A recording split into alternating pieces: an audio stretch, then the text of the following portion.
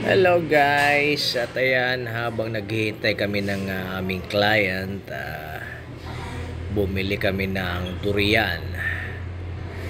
Tingnan nyo naman, no? Hindi ko nga alam kung durian ba to o langka.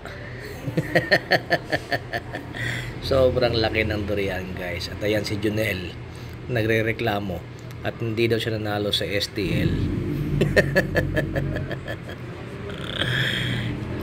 Hirap na hirap si Rico na buksan ng langka durian. Grabe si Anton, no? Nakakawalong buto na kagad, ilang segundo pa lang. So ayan, binubuksan na ang napakalaking durian. Toof! Kumuha na nga ako ng isang buto dyan at di na ako makapaghintay. Oh, sarap. Masarap kumain ng durian ngayon dahil season na, so mura ang durian. Ayan, so pagka gusto nyo kumain ng durian, punta kayo ng Davao. Si Anton, no, sarap na sarap, oh.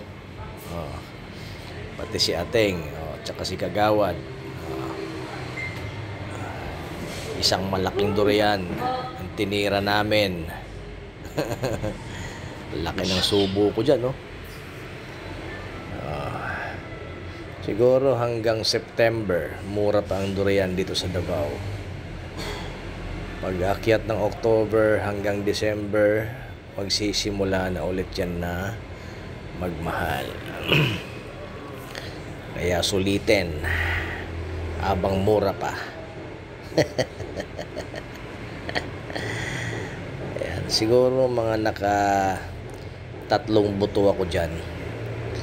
3 buto ng durian. Medyo nabitin pa nga eh. Andun pa si Manong Grab, mukhang may ano pa si Anton, meron pa siyang parcel. Ang mga taong marami at mahilig sa mga online shopping. Ayan.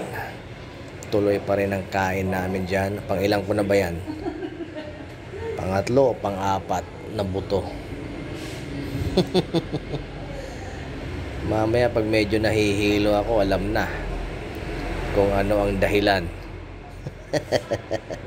Sa bagay, hindi naman ako nag-lunch ngayon. Hindi naman ako kumain ng rice.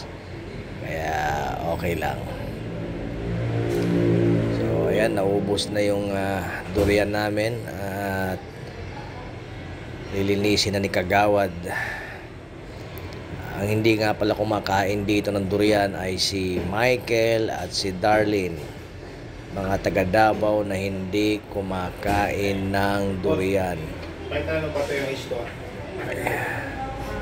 Ayan, testing kami ng ano dyan, busina ni Anton.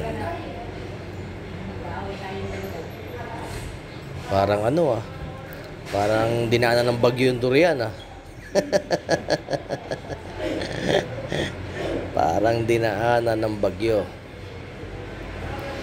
Ayan, yung tinatry namin yung busina ng motor na sobrang lakas. Sobrang lakas ng busina na yan. So ayun, so wala nang durian, kaya off ko na to. Thank you, bye bye.